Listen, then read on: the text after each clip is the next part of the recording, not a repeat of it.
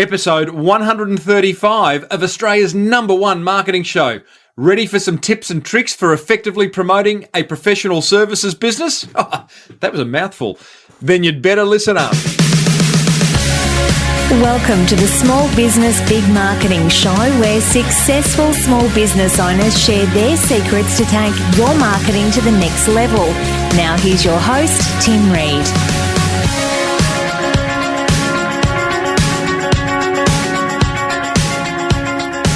Welcome back, listeners, to episode 135 of your favourite small business marketing podcast. I am your host, Timbo Reid. You are a motivated small business owner who is wanting to crank out some very good marketing in order to grow your small business. And we are brought to you by people who care. That's right, our very good friends at Net Registry who get your online marketing sorted. And that is every aspect of your online marketing, from domain name registration, website design, Facebook advertising, social media, pay-per-click, all that stuff that troubles many small business owners. It doesn't trouble Net Registry, that's for sure, because they nail it.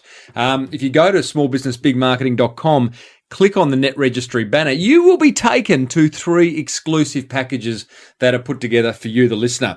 Welcome to everyone from the Flying Solo community as well. Righto, let's get stuck into the juicy stuff.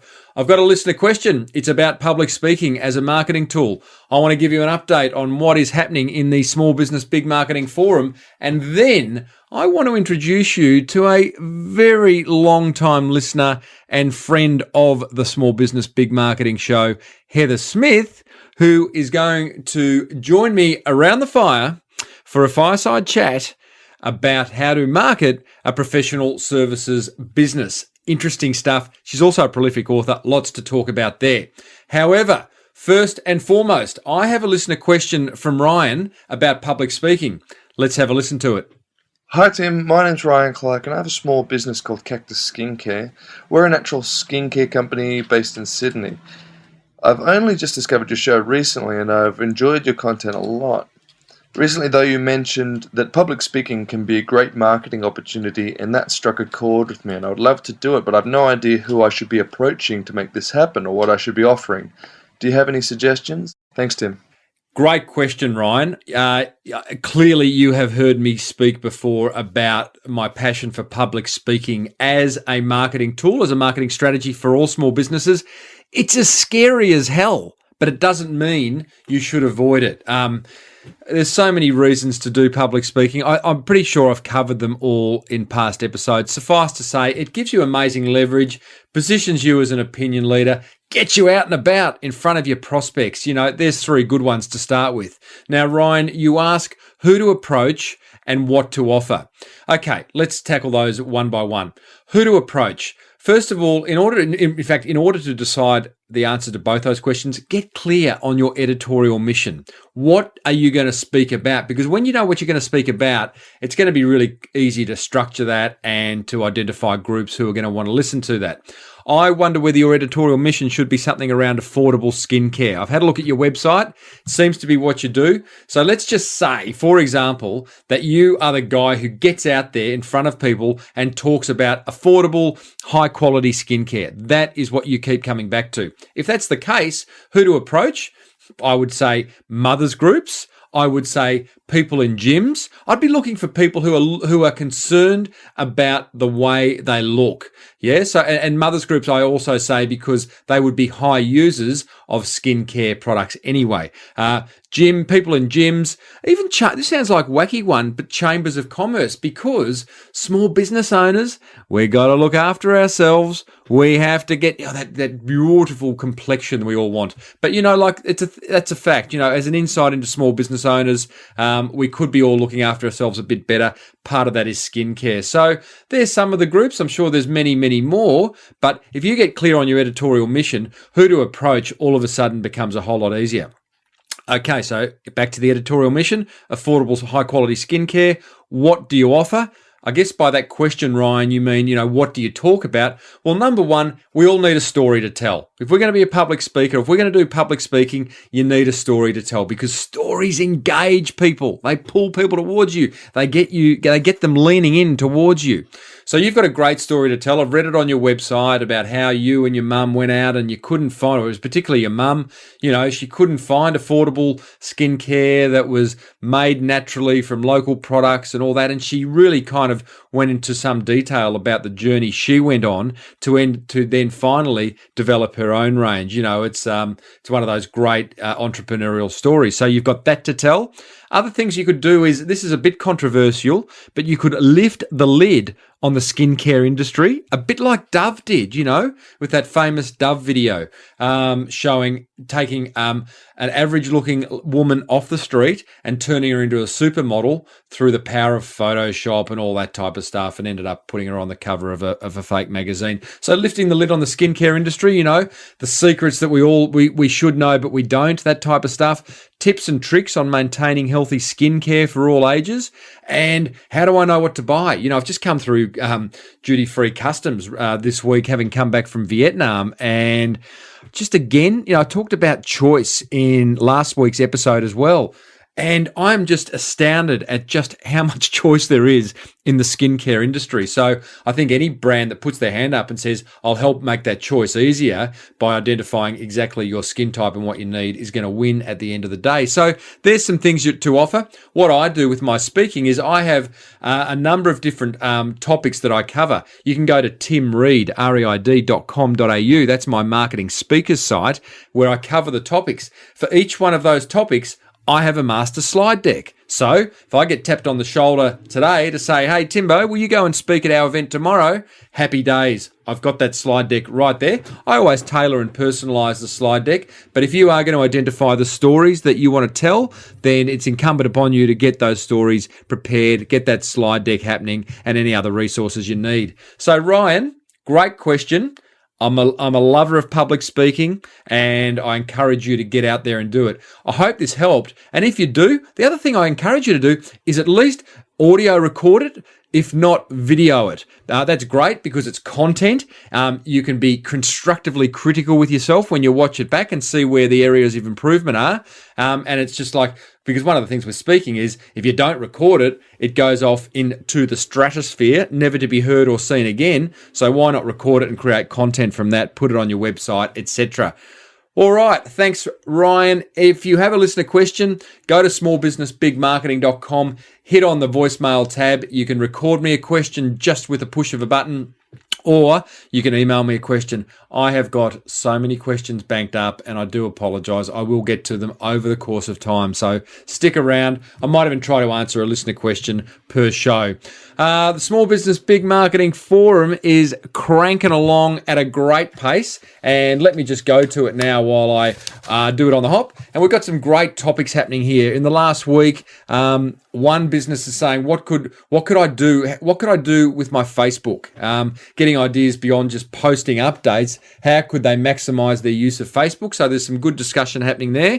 I've posted a thread about marketing voyeurism, a term I coined a number of years ago. I believe it's the cheapest research you'll ever do. I go into detail on that.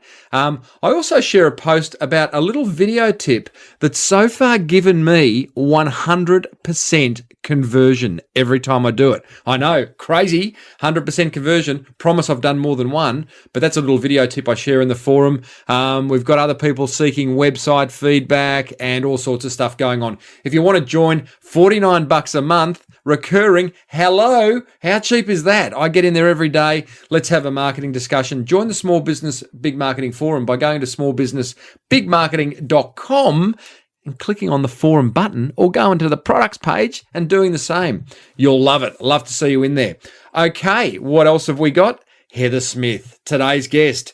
It is time to light the Small Business Big Marketing fire, because we have a fireside chat. Get those words out, Timbo. I've still got a bit of Saigon belly. Don't know whether I mentioned that last episode, but I came back with a bit of a funny tummy. Not only had my iPhone snatched from me, but came back with a bit of lurgy as well. Going beautifully there. Now, Heather Smith, First and foremost, Heather is a long-time listener of this show, and I love that. So first, thank you so much, Heather. I think I thanked her during the interview, got a bit mushy. But she's also a management consultant who has some great opinions on how to market a professional services business, and that's what this interview is all about. She's also a prolific author, as you're about to find out. She's writing some of those, dummies books too. She's also a prolific author. Recently launched the book Learn Small Business Startup in 7 Days, and that's what I'm here to chat with her about. In fact, she was approached to write this book as a direct result of her regular small business tweets. That's right. She got approached by a publisher to write a book as a result of being a Twitterer. And let me tell you, she is a prolific Twitterer. So in this fireside chat I recently had with Heather, we talk about how to effectively market a professional services business. A lot of the tips and tricks we talk about, I believe, apply to any type of business. So enjoy. Pen and paper at the ready, guys. It's one of those episodes, and I'll see you on the other side. Here's Heather. Heather Smith from Learn Small Business Startup in 7 Days, the book. Welcome to Small Business Big Marketing. Hi, Tim. Thank you so much for having me on your show. I am so excited. This is kind of like the pinnacle so far. Oh, wow. Okay.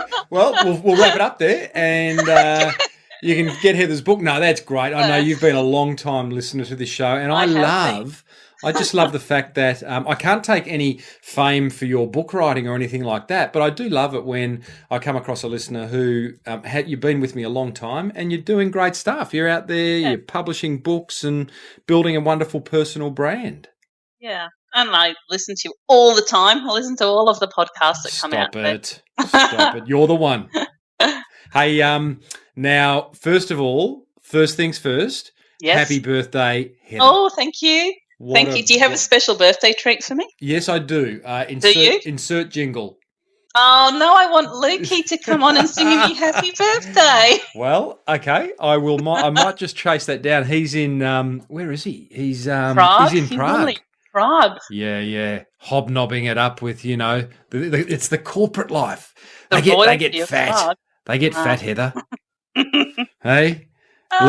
He leaves the small business podcasting world, and he left, and you lost heaps of weight because I went back and looked at all the old show notes, and it's like, wow, he left, and you've slimmed down, and it's amazing. That is interesting. I must look into that first. What's the connection there?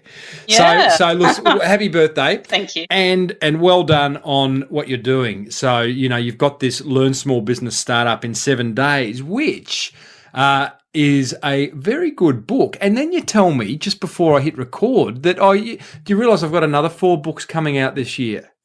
Yes, it's a bit insane, but yes, I have been in hibernation for the last 4 months, writing like 15 hours a day, just to rip that crown off Andrew Griffith's head of the most prolific writer in Australia. That is prolific.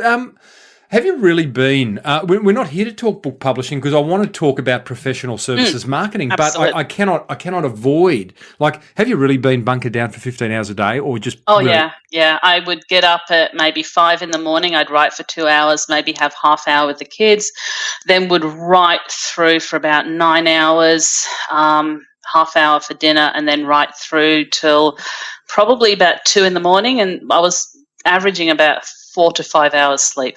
I worked all through Christmas. I worked Christmas Day. I worked New Year's Day. I didn't buy anyone any Christmas presents. I just sent them an email saying, sorry, I'm writing.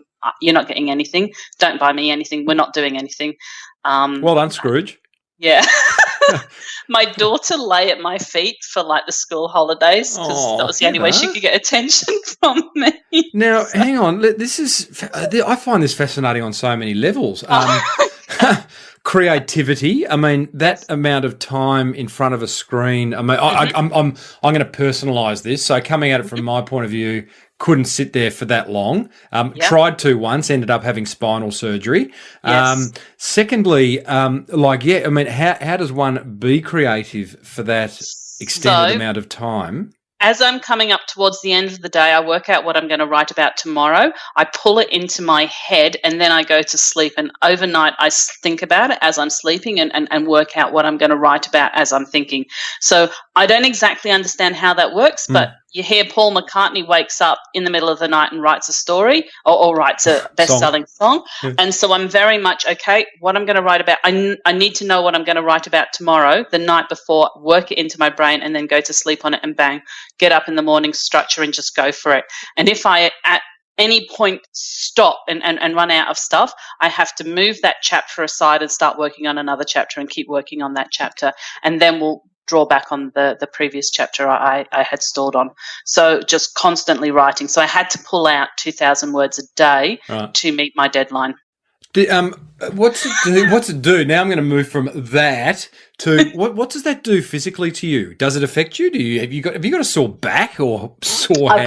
I've got a sore back, and I put on weight during that period. Mm-hmm. Yeah. So physically, I didn't listen to any podcasts during that time. Right. I can't have my brain. Wrap this up here. We might just have to wrap that up. I can't have my brain thinking about anything else. Yeah. So I wouldn't watch TV. I wouldn't listen to any podcast. And I would on like if I took walks, I physically went out for a walk, and I would work out, okay, what am I going to write about next?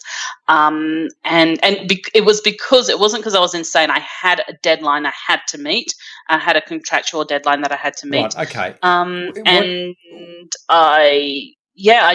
I didn't talk with people. I said, no, I can't talk with you. I went into hibernation. And I know that Andrew Griffith says that, well, when he writes a book, he goes away for about 2 weeks to write a book, and he goes into hibernation. So I just kind of I've got to pull it out, and hopefully, what I've done and pulled it together is really good in the long run. Well done.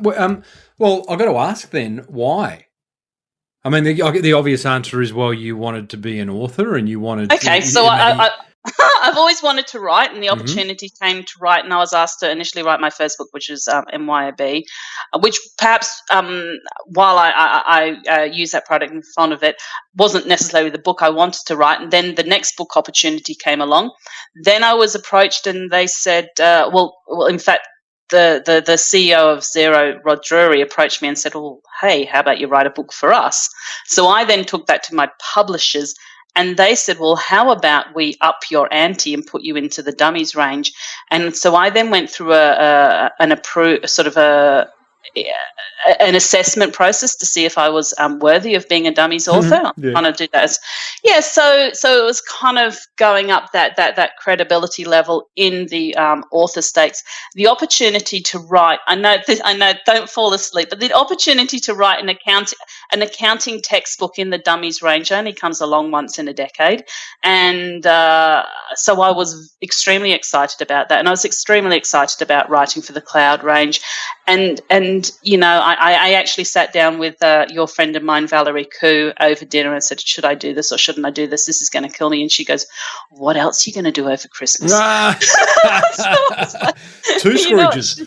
You know what she's like. So I was like, okay, I better do this. So, wow. Oh, well, that's amazing. Well done. You clearly have a passion for small business. So I reckon we should let's talk small business, and let's talk small business, big marketing. Funny about that. So now here's the thing. You and I agree. I'm looking at the press release from your publisher, and I think we both agree there's never been a better time to run and to market a small business, hey? Absolutely. It's so exciting. It's amazing what you can do within a small business, and what I see, and I'm sure perhaps what you see people are doing out of their garages is just incredible. It is incredible, absolutely incredible. And your book, I mean, you put a time limit on it. You say 7 days. Small business startup in 7 days, and it's kind of like tick those key milestones of marketing and finances and all those things, and you can be away. It's like.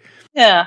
Well, I kind of think that, okay, if you're sitting in an employee space or in a space where you want to start a business, starting a business is a lot of overtime. So if you get this book and you go, okay, I do my normal whatever I'm doing, but then work through the additional 3 hours in the evening every night through this actual book, it will give me a comprehensive understanding of where I need to be and what I need to do. Yep. And if I can't go through and read a book like this, then I perhaps shouldn't be starting a business. Yep.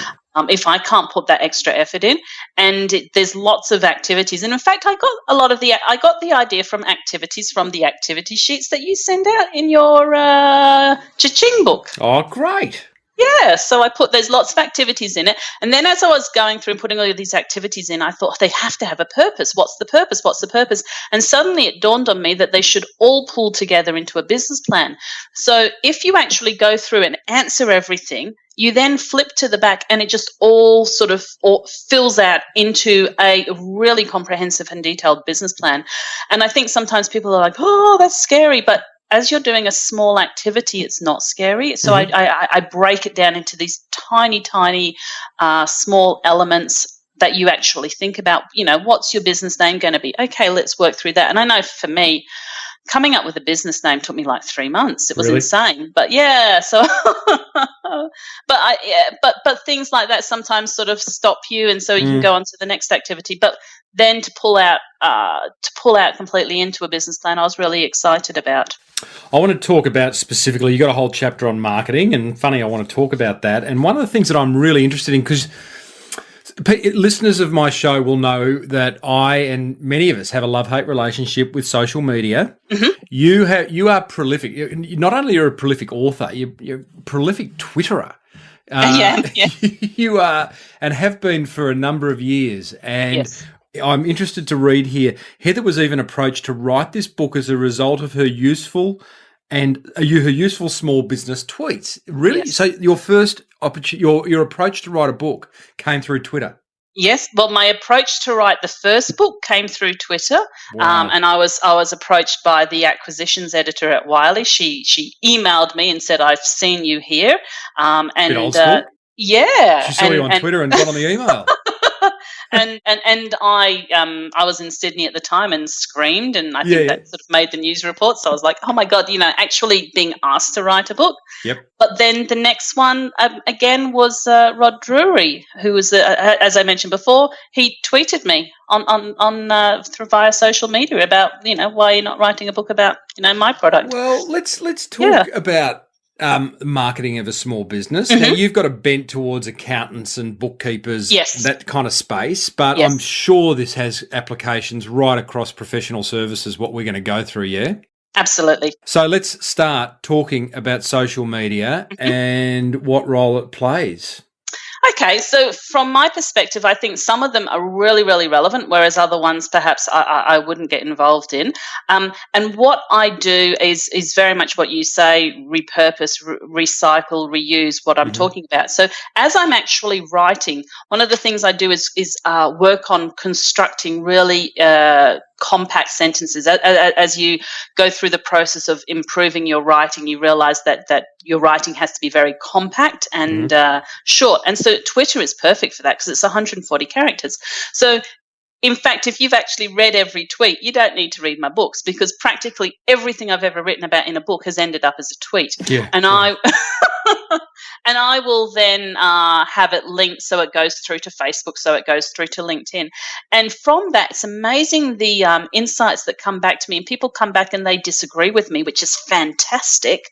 Or they agree with me and they add extra insights into it, which I can then bring into the book. So I kind of feel that it's actually my books have actually been written by thousands of people, because it's very much an interactive process.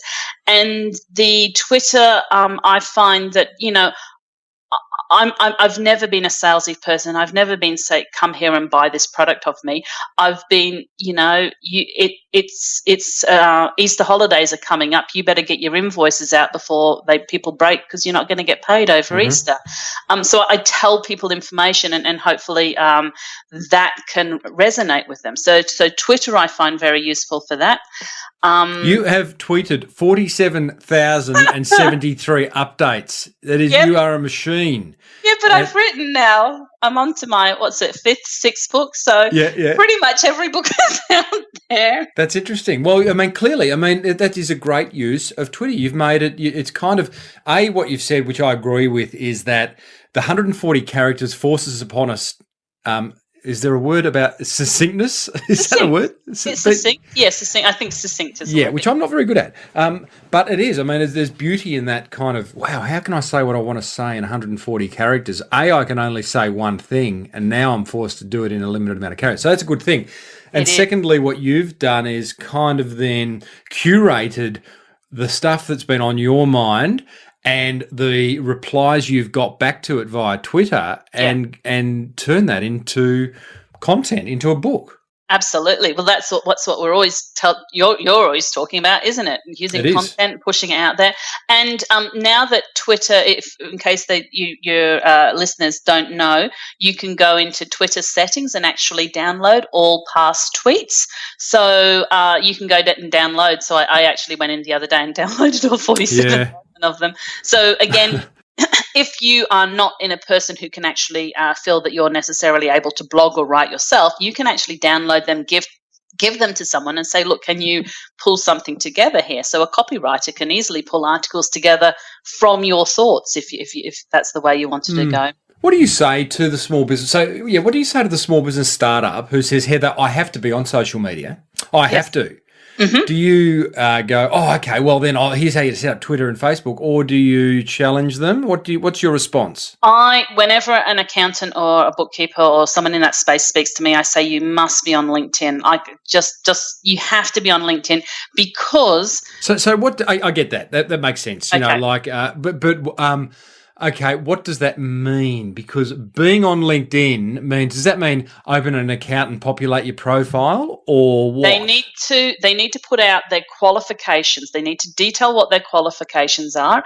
They need to, because people, when they go for heart surgery, want the heart surgeon to have qualifications. When they go to an accountant or a bookkeeper, they want them to have qualifications. I think there's other professions out there that they don't necessarily care about. But I think in that specific area, they do want them to have to be qualified. And I think that they should have an overview of who they are. A lot of people just sometimes, I don't know, miss that out completely. An overview of who they are and where they are, perhaps some of their experience and perhaps even what they're looking for to do with themselves.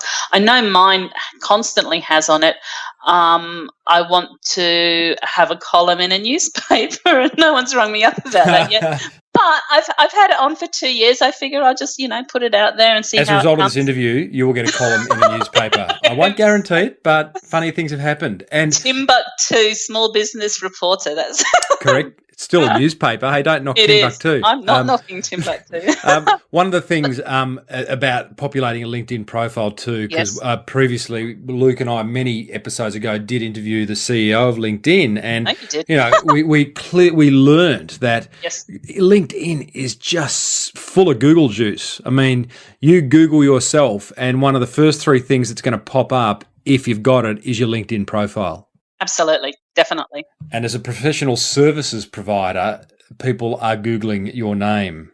Yes, absolutely. And with LinkedIn, going on from that, the third thing that I would do, which I know that you have done very well, is actively ask for recommendations on LinkedIn. And if there is a specific, so if you are in a professional field and you want to perhaps be an accountant who's getting more mining clients, go to your past mining clients and get them to recommend you and even suggest what they should be saying to encourage them to leave that recommendation, so the next person who sees it goes, oh, mining industry, that's exactly what we need. And I think, and I'm not a spammer or a reuser of stuff in terms of that, but I think once it's on LinkedIn, I can use it in any marketing material, on my website, wherever. Absolutely. And so it's the easiest place to get recommendations. And I know I'm sitting on about 30, but I'm like, God, that's enough. I don't even need any more. And I actively went through the first perhaps year on there of getting recommendations, and I was like, yes, I feel kind of really relaxed about that.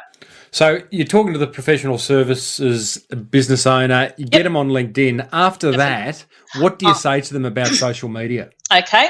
I would, if they're in a how-to industry, which is accountants and bookkeepers, I would consider a YouTube channel. Now, I don't think many people are out there doing that, but my YouTube channel isn't Mr. Will It Blend capacity, but I have had 15,000 views on it, which and I put up short 3 to 5 minute videos. And as well as explaining something, it also gives the punter, the potential client, the opportunity to see you and to hear you and to see if you resonate with them, because it does get very personal when you're dealing with clients one-on-one. And if they don't resonate with you, well, then that's completely fine. they need to deal with someone else, and that's completely fine. But I sometimes find, like, people will call me up and go, "Oh, just watch this YouTube video of you come out." I don't even need to go through any spiel about what I do or what I do for them. They understand it. They completely get it. And so it saves me a huge amount of time. So I would recommend going through YouTube videos. And I think you did a show on using your iPhone to make videos. It is mine. I hope people consider them very polished, because I put a lot of work into mine, but I don't think that they need to be as polished as mine. I was coming from a training background, so that was you hit on the whole point again.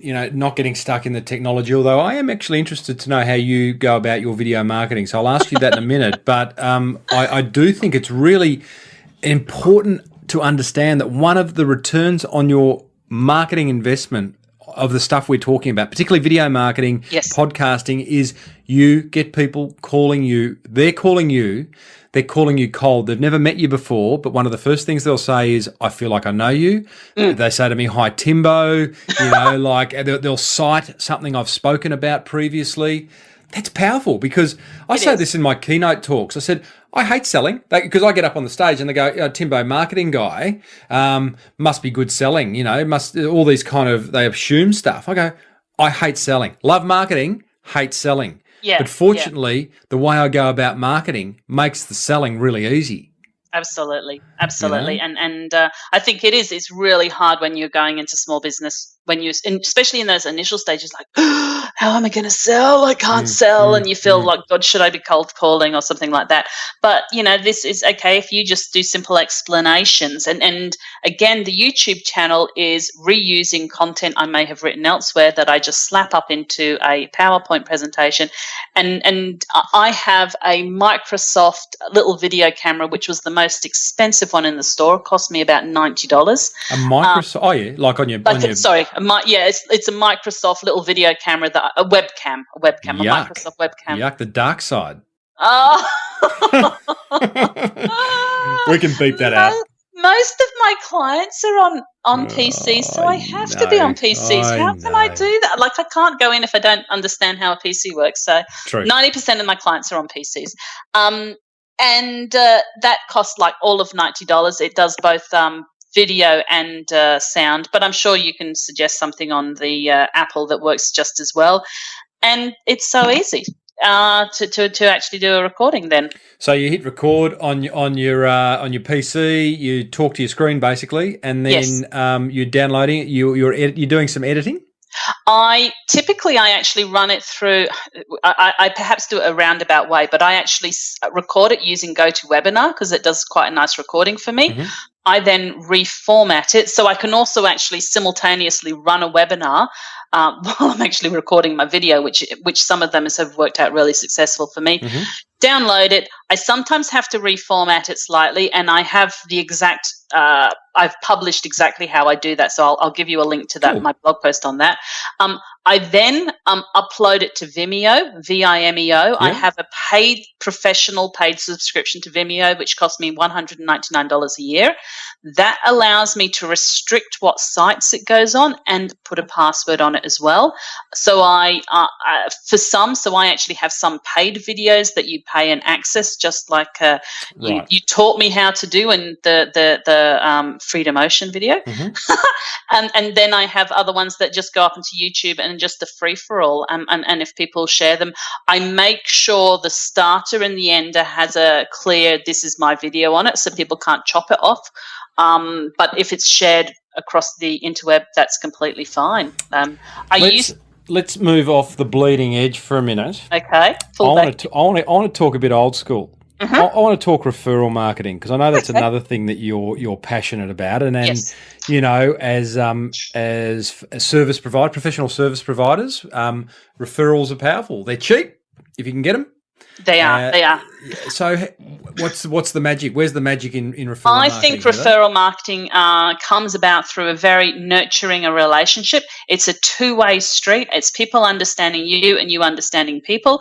And if I refer someone on to someone else, I'll say to both parties, you need to come back to me and tell me if something in this relationship goes wrong, so I am aware of it and know for future outcomes. But I have referral relationships. So someone doing what I do, I may get an overload of clients that I can't necessarily deal with. So I will just ring those people out there whom I know are completely able to deal with them, maybe in a better geographical location, maybe a specialist in an area. So I facilitate the Institute of Certified Bookkeepers Brisbane meeting, and I say to the group, tell us what your speciality is, so someone else in this room knows that if they need to pass someone on to you. Because sometimes if you go in and you do accounting for a medical department, it can be a nightmare, and it's better off, it's easier if the medical specialist deals with that. So if you are a specialist, let people know and work with that. Can I just say that point you make, which is if you know there are people out there referring you, then I reckon it's incumbent upon you to sit with them and say, hey, first of all, thanks. Second of all, when you do refer my business, when you do pitch my business to others, I just want to remind you, here are the 2 or 3 things that I'm really good at. Yes. And here's the stuff that I actually really don't like doing and I'm pretty hopeless at. And it was important. Like people. I think I've said this on the show before. Sometimes I get calls saying, "Hey Timbo, I've heard from someone such and such said call you because you're a social media guru and I want you to speak." And it's like, well, you know what? I know a little bit about social media, but there's so many social media gurus out there. If you're looking for one, it's really not me. I can talk about it and I'll be engaging, but so then I go back to that person who's referred me and say, look, don't put me up as a social media guru. Put me up as the small business marketing guy. Yeah. Yes. And then here's the reasons why, and it just, I don't know. It seems to be a successful referral marketing strategy to educate your referrer. And as a small business growing, sort of talking back to the small businesses, you don't want to get pulled away from your specialities, because that's what's going to make your life easier and generate you the income that you actually want. And so that what you're saying is really important, because sometimes, especially when you're starting out, you're just like, oh God, if someone's offering me money, I'll do it. You know, I'll go out and I'll learn how to do it. I'll do it. And I know I started off like that. I just do anyone, but now it's very restricted in who I'm taking. You might want to rephrase that. Okay. I would take on any client. Yeah.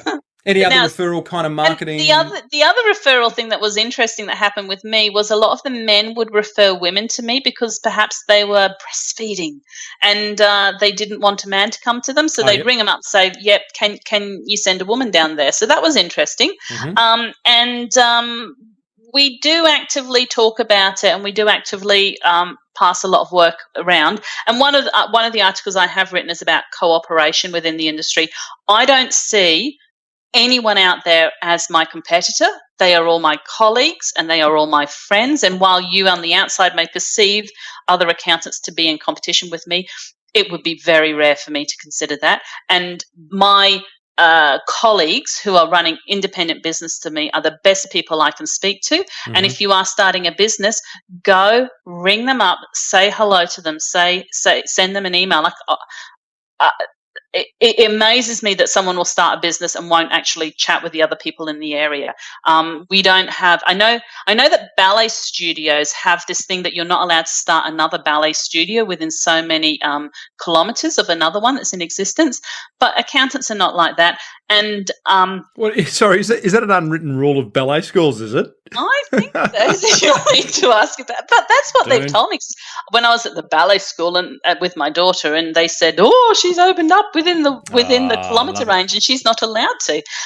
But we're not like that, and especially like if you go and talk to a very established accountant, well, he perhaps has got maybe a newbie ringing around wanting to do some business with him, but can't afford him. Well, he can go, look, you can't afford my services. Why don't you go and try Joanne? She's new on the block and she'll probably give you a great service. So it's a very mature approach that you suggest, Heather. I don't know whether I'd be interested to know how many people agree with that. I kind of get it. I also think, okay, they'll have to tweet you up there, because there's a lot of us out there. Like if you watch me on Twitter, many of the people I'm talking to are accountants, and we're passing work back and forth all the time. Geographically close? most of the time in a different geographical area, but Yeah, that's cool. Holiday coverage. I have if I go away on holiday, I need holiday coverage, and so I'll often use a close by accountant to do that.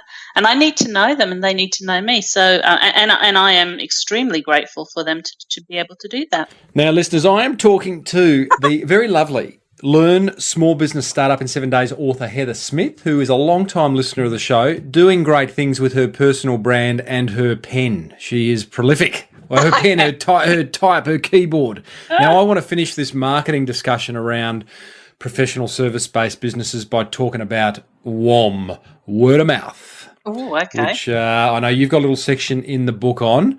I don't know whether you've been listening to my show of recent times, but I have a strong view on word of mouth. What's your view? Well, it's interesting because I asked a group that I met with the other day, and they said that the strongest recommendations they came from word of mouth. And I find that it is recommendations from people who have used you can be very good. But interestingly, especially in the professional services field, I'm very reluctant to do work with actually my friends, because what I'm doing is quite intimate, in that I'm finding out a lot of information about you, and I'm finding it out very fast. And many of my clients are now very good friends of mine, but they don't necessarily start off as friends. But we do encourage word of mouth, and through meeting people at networks, and as you were saying before, sharing your specialities, you'll sort of go, so-and-so recommended you. So I know I got through this morning an email from someone who I met a year ago, recommending me to an accountant. Mm-hmm. Yeah. Look, there's a wonderful saying, I don't do work with friends, but people I work with become friends, or something like that, which I think smart. Yeah, I try to avoid working for friends. I do my best friends' accounts, but I said to her, you have to be very... I'm very reluctant to do this, and it has worked out completely fine. But sometimes it can be an issue. Yeah. In your book, the first line of your word of mouth section says, by providing your customers with a memorable experience. And see, I don't think word of mouth is a marketing strategy. It's the outcome of great marketing.